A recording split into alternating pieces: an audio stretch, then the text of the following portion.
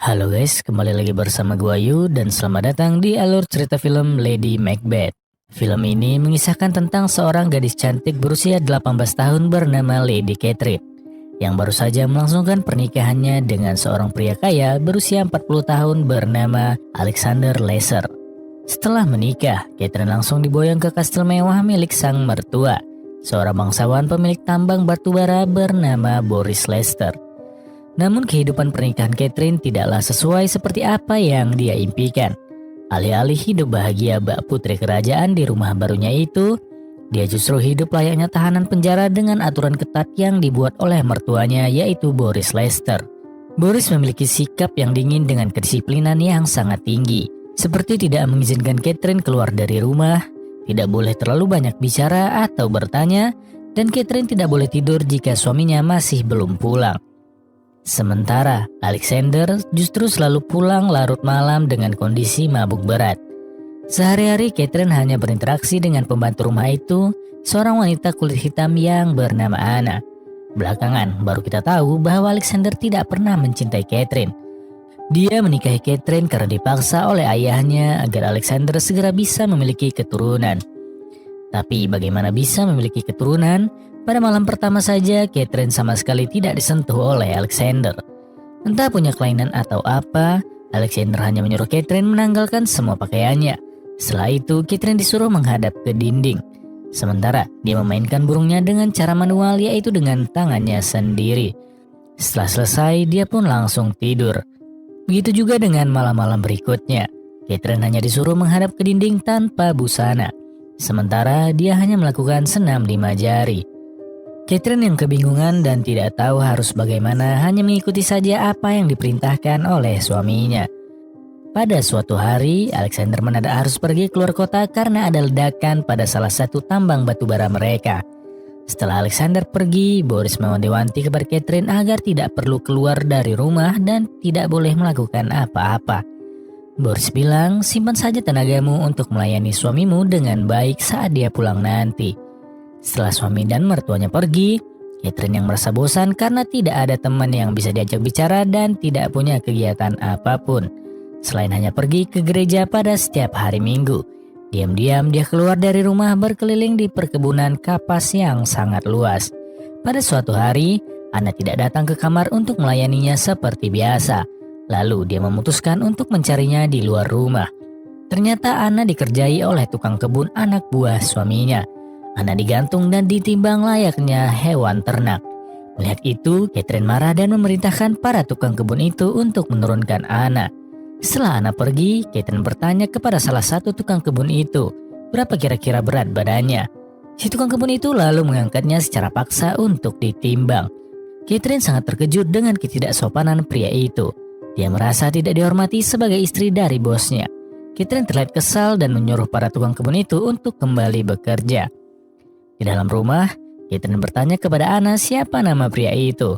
Anna bilang kalau dia adalah pekerja baru bernama Bastian. Catherine tampaknya sudah mulai penasaran dengan Bastian, pria yang sangat berbeda dengan sikap suaminya yang dingin. Keesokan harinya dia pergi lagi ke kebun kapas. Di sana dia berpapasan dengan Bastian. Bastian mencoba untuk menggodanya dengan mengajaknya bicara. Namun Catherine tak menghiraukannya. Meskipun niatnya datang ke kebun itu hanya untuk melihat Bastian. Pada malam harinya setelah selesai mandi, seseorang mengetuk pintu kamarnya. Ternyata itu adalah Bastian. Catherine sudah mencoba melarangnya untuk masuk. Tapi Bastian tidak peduli dan tetap saja memaksa untuk bisa masuk. Bastian bilang, apakah kamu tidak merasa kesepian? Lalu secara tiba-tiba, Bastian mencium Catherine. Catherine awalnya menolak. Namun karena sudah lama merasa kesepian, akhirnya dia pun luluh dengan rayuan Bastian. Malam itu mereka berdua pun bercocok tanam untuk pertama kalinya. Keesokan paginya, melihat Catherine tidur tanpa pakaian, Anna tampaknya sudah mulai curiga bahwa ada yang tidak beres. Catherine yang tadinya pemurung berubah menjadi ceria. Setiap hari secara diam-diam, Catherine dan Bastian selalu bercocok tanam setiap ada kesempatan. Dia pun sudah jarang pergi ke gereja, hingga membuat seorang pastor kepercayaan keluarga Lester datang mengunjunginya untuk menanyakan hal itu. Rupanya, diam-diam Anna memberitahu si pastor kalau Catherine menyelinap keluar rumah diam-diam tanpa sepengetahuan suaminya. Catherine tampak kesal karena Anna malah cepu. Suatu hari, Anna melihat Bastian menyelinap masuk ke kamar Catherine. Dari lubang pintu kamar, Anna menyaksikan sendiri mereka berdua sedang bercocok tanam. Saat sedang mencari jamur di hutan, Bastian menghampiri Anna. Anna seolah ingin mengingatkan Bastian akan hubungan terlarangnya dengan Catherine. Anna bilang jika Tuan Boris tahu apa yang terjadi, ini bisa jadi masalah besar. Bastian justru balik bertanya memang apa yang telah terjadi, seolah mengajak Anna untuk tidak buka mulut. Anna tampak ketakutan dan memilih untuk diam. Tak lama kemudian, Boris Lester pun pulang. Dia menanyakan kepada Catherine tentang kabar suaminya. Apakah dia sudah pulang? Tapi Catherine justru malah balik bertanya, "Bukankah kau yang menyembunyikan suamiku?" Boris marah mendengar jawaban tidak sopan Catherine. Catherine sengaja menghabiskan minuman Amer milik Boris, hingga Anna yang dapat getahnya. Sebagai balasan dari Catherine kepada Anna karena dia telah mulai ikut campur akan hubungannya dengan Bastian. Boris mengira kalau Anna lah yang telah meminum semua Amernya. Lalu Boris menghukum Anna dengan menyuruhnya merangkak seperti hewan. Singkat cerita, Anna memberitahu Boris akan hubungan terlarang Catherine dengan Bastian. Boris yang marah besar mencambuk Bastian berkali-kali dan mengurungnya di kandang kuda. Mendengar Bastian yang dikurung, Catherine mencoba untuk membebaskannya. Namun kunci kandang itu dipegang oleh Boris. Tanpa rasa takut, Catherine memaksa Boris untuk segera melepaskan Bastian. Namun Boris malah marah besar dan memaki Catherine dengan kata kasar. Catherine sekali lagi menyuruh Boris untuk segera melepaskan Bastian. Namun sekali lagi, Boris marah besar dengan melemparkan piring ke arahnya. Lalu dia masuk ke ruangan lain dengan membawa piring makannya. Dari luar, Catherine menganjal pintu ruangan itu dengan kursi agar Boris tidak bisa keluar. Kemudian Catherine menyuruh Anna untuk duduk dan makan bersamanya. Secara terpaksa Anna pun menurutinya. Dari dalam ruangan terdengar Boris sedang meraung meminta tolong karena kesakitan. Ternyata minuman Boris telah diracuni oleh Catherine dengan bahan jamur yang dicari oleh Anna. Anna mencoba membuka pintu itu untuk menolongnya, tapi Catherine melarangnya. Setelah Boris meningsoy, Catherine lalu menyuruh Anna untuk memanggil dokter. Sementara itu, dia mengambil kunci dari Boris untuk melepaskan Bastian. Setelah jasad Boris diperiksa, dokter bilang kalau Boris meningsoy karena penyakit lambung yang dideritanya. Anna yang menyaksikan kejadian itu tiba-tiba menjadi bisu karena syok. Mulai hari itu, dia tidak bisa lagi berbicara sepatah kata pun. Catherine mendapat surat dari Alexander bahwa dia tidak bisa pulang ke pemakaman ayahnya. Dia meminta Catherine yang mengurus semuanya. Mulai hari itu, Catherine membawa Bastian masuk ke rumah. Status Bastian berubah dari seorang tukang kebun menjadi tuan rumah. Singkat cerita, pada malam harinya saat sedang tidur, Catherine menyadari kalau suaminya sudah pulang. Ia pun buru-buru membangunkan Bastian dan menyuruhnya bersembunyi. Bastian ketakutan setengah mati. Sementara Catherine malah menertawainya. Tidak ada kekhawatiran sama sekali di wajahnya dengan kepulangan suaminya itu. Saat di kamar, Alexander heran melihat tempat tidur dengan 2 bantal. Dia juga menemukan sebuah sabuk ikat pinggang pria. Catherine berdalih dan bilang sabuk itu aku temukan di ladang. Sementara bantal ini aku sediakan jika kamu pulang secara mendadak. Lalu Catherine menyiapkan teh untuknya. Saat sedang minum, Alexander bilang kepada Catherine kalau dia sudah tahu tentang hubungan terlarangnya dengan pria lain. Alexander menghina Catherine dengan kata-kata cacian yang membuatnya sangat marah. Lalu dia membawa masuk Bastian dan mencoba untuk bermantap-mantap di depan Alexander. Alexander yang masih itu menjadi emosi dan langsung menyerang Catherine dan Bastian. Setelah bergelut cukup lama, Alexander akhirnya meningsoy dipukul oleh Catherine dengan besi berkali-kali. Bastian yang syok melihat itu ditenangkan oleh Catherine.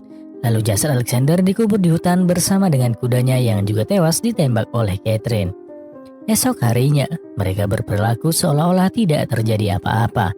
Singkat cerita, datanglah seorang perempuan berkulit hitam bernama Agnes, membawa seorang anak kecil bernama Teddy yang merupakan cucunya. Agnes memberitahu Catherine kalau Teddy adalah anak dari Alexander Lester, suaminya.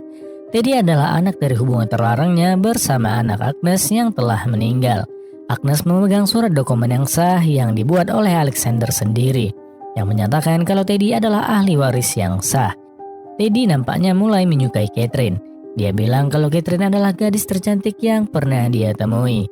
Secara terpaksa Catherine menerima Agnes untuk tinggal bersamanya, untuk menjaga Teddy sampai dia berusia 18 tahun. Catherine dan Bastian sudah mulai gelisah, karena selama Teddy dan Agnes tinggal di rumah itu, mereka tidak lagi punya ruang untuk bercocok tanam. Sementara itu, Catherine menyadari kalau dia tengah mengandung anak dari Bastian. Teddy sudah mulai dekat dengan Catherine. Catherine bahkan sering mengajaknya jalan-jalan di ladang. Pada suatu malam, Catherine datang menemui Bastian. Namun Bastian menyuruhnya untuk pergi. Kita tidak akan pernah bisa bersama lagi selama Teddy masih ada di rumah, katanya. Keesokan harinya, Teddy mengajak Catherine untuk bermain.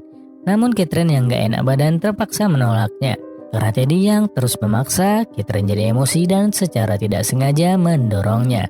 Akibat dari itu, Teddy menangis kecewa lalu dia pun kabur dari rumah. Semua orang mencarinya kemana-mana termasuk Bastian. Lalu scene memperlihatkan di mana Bastian menemukan Teddy yang sedang duduk di bebatuan air terjun. Scene berpindah lagi di mana Bastian membawa pulang Teddy yang dalam keadaan lemas. Agnes yang melihat orang asing masuk rumah dan memegang cucunya marah-marah kepada Bastian lalu mengusirnya. Melihat itu, Catherine tampaknya tidak suka melihat kekasihnya itu dibentak-bentak oleh Agnes. Dia pun pergi menyusul Bastian. Bastian mencoba untuk pergi dari rumah itu. Dia tidak terima dipermalukan oleh Agnes. Catherine mencoba menahannya. Catherine meyakinkan Bastian untuk bersabar sedikit lagi dan berjanji kalau semuanya akan segera selesai. Lalu Catherine kembali ke rumah dan menyuruh agar Agnes beristirahat biar dia yang gantian menjaga Teddy. Lalu menyuruh Bastian untuk masuk. Kemudian Catherine membekap kepala Teddy dengan bantal. Sementara itu Bastian membantu memegang kakinya. Dan Teddy pun meningsoi karena kehabisan nafas. Bastian merasa ketakutan dengan apa yang baru saja mereka lakukan. Namun sekali lagi Catherine menenangkannya dan menyuruhnya untuk keluar. Di hutan Bastian menangis karena telah menyesal merenggut nyawa Teddy. Di tempat lain Catherine berdalih saat menjaga Teddy dia sempat tertidur 10 menit. Setelah bangun, dia menemukan Teddy sudah tidak bernapas lagi. Dokter bilang kalau ada bekas memar di muka Teddy. Kemungkinan seseorang telah sengaja membekapnya. Kepada polisi, Catherine bilang memar yang ada di muka Teddy kemungkinan akibat terjatuh dari air terjun. Tampaknya, polisi sudah percaya dengan semua ucapan Catherine. Namun tiba-tiba, Bastian masuk dengan menangis. Karena menyesal, Bastian membuat pengakuan kepada polisi kalau Catherine lah yang telah menewaskan Teddy. Begitu juga dengan Boris dan Alexander. Dan dia juga ikut membantunya. Bastian bilang kalau Catherine seperti penyakit yang menjalari tubuhnya. Aku akan selalu menuruti apapun yang dia mau, katanya. Mendengar hal itu, Catherine terlihat kecewa dengan Bastian. Dia mematah keras semua tuduhan Bastian. Dan balik menudingnya bahwa Bastian lah yang telah menewaskan Teddy atas motif dendam karena tersinggung lantaran diusir oleh Agnes. Begitu juga dengan Boris yang diracun dari jamur yang dicari sendiri oleh Anna di hutan. Catherine bilang, Anna dan Bastian sengaja menewaskan Boris dan Alexander karena takut hubungan terlarang mereka berdua terbongkar.